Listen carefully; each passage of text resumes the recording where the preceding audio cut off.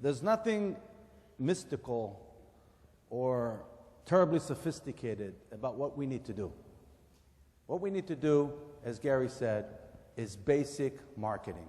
Marketing 101. Marketing 101 is about the ability to do two things. The first is to identify your own competitive edge. What is it that you're good at? What is it that you're offering the consumer? What is it that defines who you are, your DNA, okay? The second thing, which is a little bit more challenging, but it is possible, is once you identified your own relative advantage, as they say in business language, you then turn to your audience. And your audience can be on college campus, your audience can be in the Jewish world, can be in the Christian world, can be anywhere. You turn to your audience and you try to identify what is it that you have to offer them that is relevant to them. And the key word is relevance. If you're not relevant, you're in the wrong game. Now, my friends, the State of Israel, and I would argue that even from before the inception of the State of Israel, since the early days of the Zionist movement, we excelled in crisis management, and we believed that the only thing that we need to do was to convey our position based on historical facts and sometimes legal arguments. And it worked in a different world, when the technology was different, when the way we were consuming news and information was different. But today, my friends, our traditional message, which relied heavily on advocating Israel's positions vis-a-vis a certain crisis, and every time it was a different crisis, you all know, it's not working.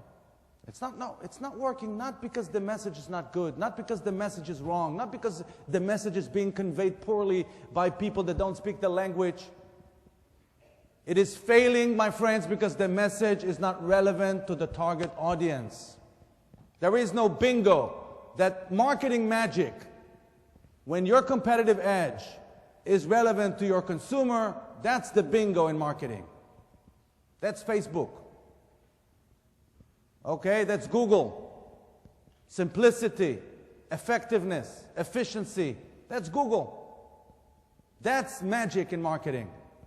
Now, my friends, we've been doing the wrong thing for 62 years. We've been asking the wrong question for 62 years. What's the question we ask? We ask people all over the world, please tell me if you support my policies. And I have to tell you, despite of our feeling as a collective, and I studied this issue, so I think I can speak with some authority, when you ask that question, do you support Israel's policies all over the world? You get a very positive picture. The level of support for Israel in India is mind-boggling. In China, in Russia, much higher than in the United States. You have the United States, Canada, Mexico, even in countries like Italy and Germany. We have a problem in some European countries, that's true. But my friends, it's the wrong question. Because people can be very supportive of Israeli policies, yet not be attracted to what Israel represents. And we never thought about that. The vast majority of American Jews support Israeli policies overwhelmingly, yet most of them never been to Israel, not even once.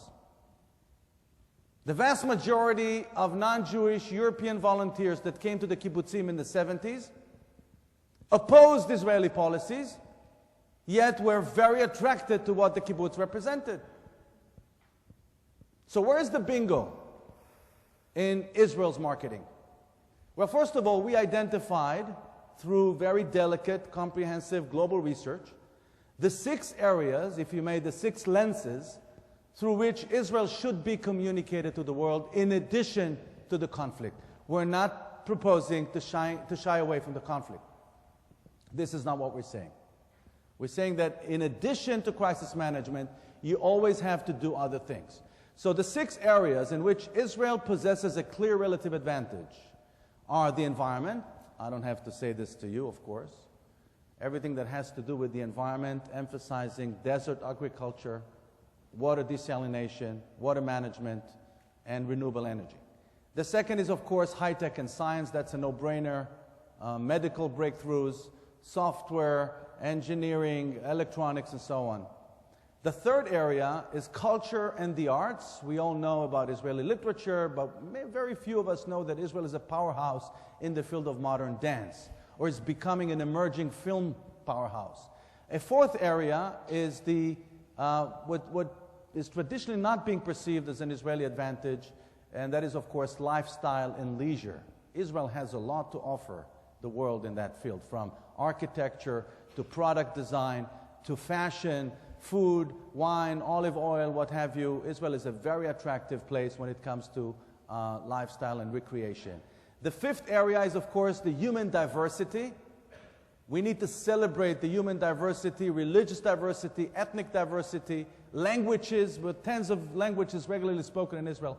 And of course, lastly, unfortunately, is Israel's best-kept secret, Israeli international aid programs. We have in the Foreign Ministry a vast international aid program called Mashav. Even Israelis never heard of Mashav. And I'm ashamed to say that. I'm standing here in front of you and I'm telling you, most Israelis never heard of Mashav. But these are the areas in which we're strong. I can tell you again, we studied it thoroughly. In every country, universally, you will find significant audiences that can relate to that, that will find what Israel is doing in those areas to be relevant to their lives. The success of Startup Nation as a book proves that point. Startup Nation is so successful because it is so relevant to audiences worldwide that are battling with the economic crisis. One last word about the issue of delegitimization. Look, Gary started by describing what happened here this morning. I wasn't in the room, but I can imagine. I've seen it on YouTube and many other places before.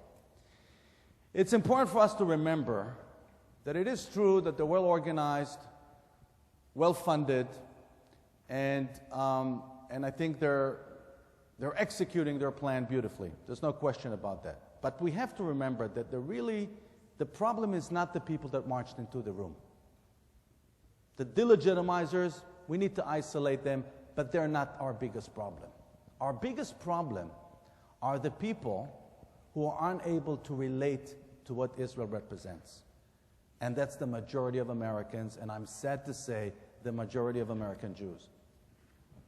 Inability to relate to Israel, it means people that don't find ways to care about Israel. It's very difficult for them to develop curiosity about Israel. We have to worry about them, because American campuses are not exclusively and primarily anti-Israel. They're primarily anti-establishment. They can be anti-Israel. But the biggest problem that we face on campus in America, and I've been, I was a student here myself during the days of the first Intifada, and I spoke in every major American university, I think, in the last 20 years, and I can tell you, the number one problem is not that they're anti-Israel. The number one problem is that they have no idea how Israel can be relevant to their lives. And this is something that we can all change by changing the conversation, turning it into a conversation which is a celebration of Israeli creativity, Israeli innovation, Israeli energy, Israel as a global source of inspiration. Thank you very much.